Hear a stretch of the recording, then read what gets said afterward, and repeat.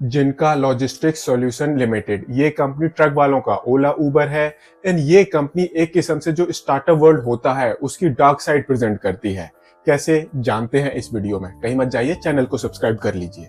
सबसे पहले जान लेते हैं दैट ये कंपनी करती क्या है। तो यहाँ पर मैं आपको बता दूं दैट जो ये कंपनी है, ये कंपनी जो ट्रक ऑपरेटर्स होते हैं उनके लिए एग्रीगेटर का काम करती है। बेसिकली ये company BlackBuck brand name के अंदर काम करती है एंड एक digital platform own and operate करती है, जिसके थ्रू ये कंपनी जो ट्रक ऑपरेटर्स होते हैं उनके लिए एग्रीगेटर का काम करती है। जो ये ट्रक ऑपरेटर्स होते हैं ये अपने आप को इस कंपनी के प्लेटफॉर्म पर इनरोल करवाते हैं। उसके बाद उनकी टोलिंग ऑटोमेटिक हो जाती है। उसके बाद उनकी जो फ्यूलिंग होती है वो भी डिजिटाइज हो जाती है, ऑटोमेटिक हो जाती है। एंड ऐसे ही उनको ये कंपनी बिजनेस भी जनरेट करके देती है। जो ये ट्रक ऑपरेटर्स होते हैं बेसिकली अगर वो इस कंपनी के प्लेटफॉर्म पर आते हैं तो उनके जो बेसिक वर्क है वो डिजिटल हो जाता है एंड साथ ही साथ उनको बिजनेस भी मिलता है। एंड आज के डेट में इंडिया के जो ये ट्रक ऑपरेटर्स हैं अप्रोक्सीमेटली 27.5% के आसपास जो ट्रक ऑपरेटर्स हैं वो इस कंपनी के प्लेटफॉर्म को यूज करते हैं। दैट मींस आज की डेट में ये कंपनी काफी सिग्निफिकेंट साइज ऑलरेडी अचीव कर चुकी है। एंड ये कंपनी इंडिया की एक किस्म से सबसे बड़ी डिजिटल प्लेटफॉर्म ऑपरेटर है जो ट्रक्स के लिए है। एंड जब भी कोई कंपनी इतनी बड़ी हो जाती है तो फिर उसके लिए डिफरेंट रेवेन्यू सोर्सेज को एक्सप्लोर करना काफी इजी हो जाता है। एंड यही रीजन है, अगर हम आज की डेट में इस कंपनी की रेवेन्यू देखें तो इस कंपनी की रेवेन्यू वो 3-4 डिफरेंट सोर्सेज से आती है। जो इस कंपनी की टोटल रेवेन्यू है अप्रोक्सीमेटली 43% आती है कमीशन इनकम की फॉर्म में, 39% आती है अप्रोक्सीमेटली सब्सक्रिप्शन की फॉर्म में, 17% इस कंपनी की रेवेन्यू आती है सर्विसेज फी की फॉर्म में एंड अप्रोक्सीमेटली 1% रेवेन्यू आती है अदर फॉर्म से, अदर सर्विसेज से। अब जो भी ये स्टार्टअप्स होती है इनका बेसिक फंडा क्या होता है, ये रियल लाइफ प्रॉब्लम्स को सॉल्व करती हैं। जो एक पर्टिकुलर इंडस्ट्री की प्रॉब्लम होती है उसको सॉल्व करती हैं। अब इस कंपनी के केस में क्या है, इस कंपनी ने जो ट्रक ऑपरेटर्स होते हैं उनके लिए टोलिंग एंड फ्यूलिंग की प्रॉब्लम तो सॉल्व कर दी, बट उनके लिए ये सबसे बड़ी प्रॉब्लम नहीं है। उनके लिए सबसे बड़ी प्रॉब्लम होती है बेसिकली जब कोई ट्रक किसी दूसरे स्टेट में एंटर करता है तो वहां पर जो एनफोर्समेंट वाले होते हैं उनको ये जो ट्रक ऑपरेटर्स होते हैं ये काफी सारे पैसे खिलाते हैं। एंड ये रियलिटी है आज की डेट में इंडिया की। तो बेसिकली जो ये कंपनी है, इस कंपनी ने ट्रक ऑपरेटर्स की कुछ प्रॉब्लम्स तो सॉल्व करी, बट जो सबसे बड़ी प्रॉब्लम है उसको ये कंपनी सॉल्व नहीं कर पाई है। एंड उसको सॉल्व करने के लिए आई डोंट थिंक सो ये कंपनी ऐसा कर भी पाएगी, बिकॉज उस प्रॉब्लम को सॉल्व करने के लिए इंडिया को कोई डिजिटल प्लेटफॉर्म की जरूरत नहीं है। उसके लिए लोगों का माइंड फ्रेम चेंज होना चाहिए, उसके लिए स्ट्रक्चरल चेंज होने की जरूरत है, जो ये कंपनी शायद ना कर पाए ऐसा हमें अभी दिखता है। एंड साथ ही साथ ये एक स्टार्टअप कंपनी है एंड जो ये स्टार्टअप कंपनियां होती हैं उनके साथ सबसे बड़ी प्रॉब्लम होती है प्रॉफिटेबिलिटी से रिलेटेड, बिकॉज वो कंपनियां ज्यादातर केसेस में लॉस में ही ऑपरेट कर रही होती हैं। ये कंपनी भी पिछले 3 सालों में कंटिन्यूसली लॉस में है।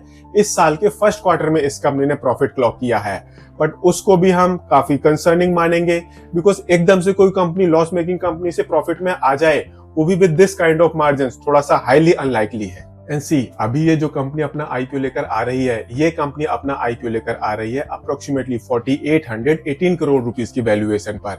एंड जो ये कंपनी है आज की डेट में काफी सिग्निफिकेंट साइज अचीव कर चुकी है।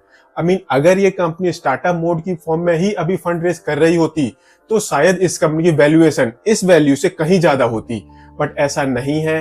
एंड ये बहुत बड़ा कंसर्न है इस कंपनी के लिए एंड इस कंपनी की आईपीओ की सक्सेस के लिए, बिकॉज अगर हम आज की डेट में इस कंपनी के सेलिंग शेयर होल्डर्स की लिस्ट देखें तो वहां पर कुछ ऐसे शेयर होल्डर्स भी हैं जो अपने शेयर्स को लॉस में बेचकर निकल रहे हैं इस कंपनी से। तो फिर इसका क्या मतलब है, कहीं ऐसा तो नहीं दैट ये कंपनी आगे अपना फ्यूचर ब्राइट नहीं देख रही हो, बहुत सारे चैलेंजेस देख रही हो। बिकॉज जो ये बड़े बड़े इन्वेस्टर्स होते हैं, जो ये इस तरह के इन्वेस्टर्स होते हैं, ये कंपनी में एंटर एक ऐसे टाइम में कर रहे होते हैं जब कंपनी ग्रो कर रही होती है। एंड जब कंपनी का आईपीओ आता है मोस्ट ऑफ द केसेस में वो इन्वेस्टर्स उस कंपनी से निकल रहे होते हैं। बट यहाँ पर क्या है, इन्वेस्टर्स निकल तो रहे हैं उस कंपनी से, कुछ एक इन्वेस्टर्स ऐसे हैं दैट वो अपनी शेयर होल्डिंग को लॉस में सेल कर रहे हैं। एंड इसका क्या मतलब है, इसका मतलब ये है दैट वो इस कंपनी के फ्यूचर को इतना ब्राइट नहीं देख रहे हैं। ये बहुत बड़ा कंसर्न है।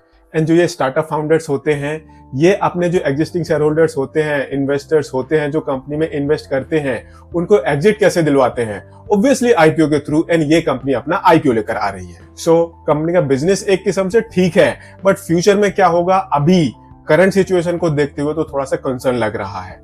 अब हम इस कंपनी के फाइनेंशियल्स देखते हैं दैट इस कंपनी के फाइनेंशियल्स वो इस कंपनी के बारे में क्या बताते हैं। एसेट बेस देख लेते हैं। मार्च 2022 में इस कंपनी का एसेट बेस था 899 करोड़ रुपीस का। अगले साल ये घटकर 654 करोड़ रुपीस पर आ गया है। मार्च 2024 में अभी ये सेम लेवल पर है एंड जून 2024 में ये और कम हुआ है, अप्रोक्सीमेटली 629 करोड़ रुपीस के लेवल पर आ गया है।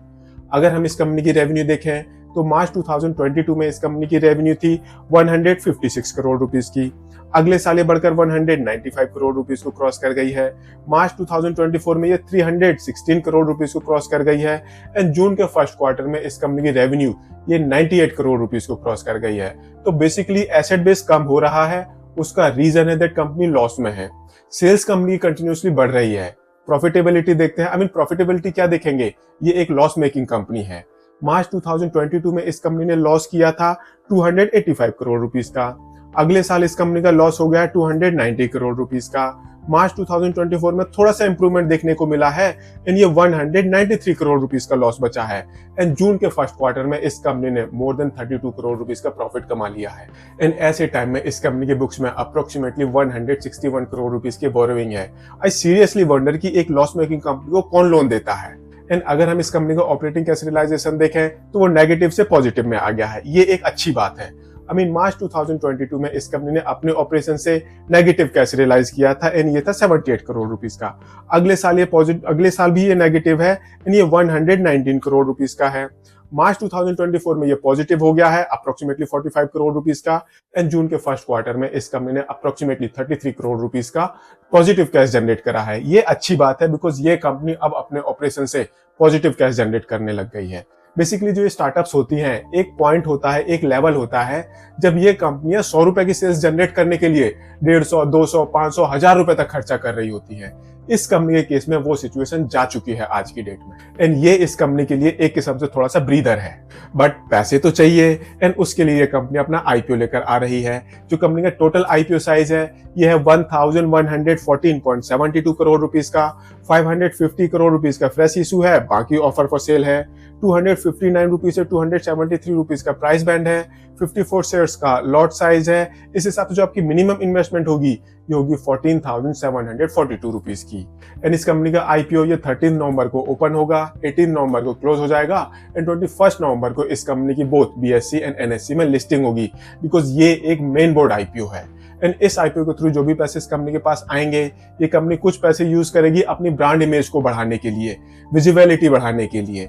कुछ पैसे ये कंपनी यूज करेगी नए प्रोडक्ट्स को डेवलप करने के लिए। कुछ पैसे ये कंपनी यूज करेगी अपनी एनबीएफसी में इन्वेस्ट करने के लिए।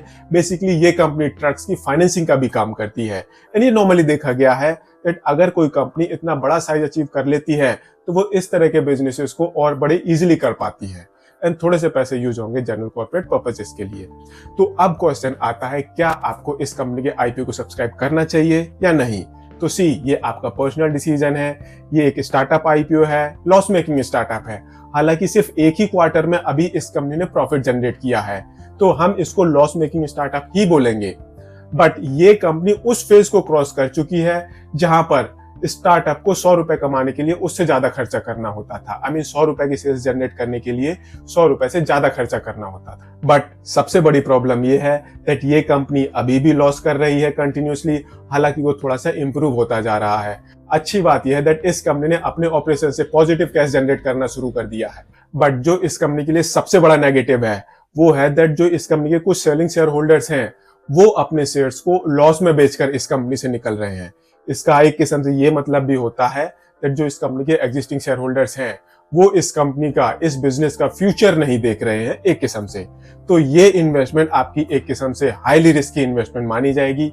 बट ये स्टार्टअप है, यूनिक कंपनी है, तो फिर आप इस कंपनी में थोड़ा बहुत एक्सपोजर ले सकते हो। मैं just for the sake of exposure इस कंपनी के आईपीओ को अप्लाई करूंगा। अगर मुझे अच्छे वैल्यूएशन पर इस कंपनी का शेयर लिस्टिंग के बाद मिल जाता है तो हो सकता है मैं इस कंपनी में थोड़ी बहुत इन्वेस्टमेंट भी करूं। But long term point of view से मैं इस कंपनी के अंदर रुकने वाला नहीं। एंड मेरे डिसीजन के बेसिस पर आपको अपना डिसीजन बिल्कुल भी नहीं लेना चाहिए बिकॉज ये एक लॉस मेकिंग कंपनी है। ये एक किस्म से आपका डिजास्टर इन्वेस्टमेंट डिसीजन हो सकता है। बट अगेन अपना डिसीजन सोच समझ कर लें, इन्वेस्टमेंट एडवाइजर से कंसल्ट करने के बाद लें। एंड अगर आपको यह वीडियो पसंद आया हो तो इसको लाइक शेयर जरूर करें एंड चैनल को सब्सक्राइब करें। Thank you.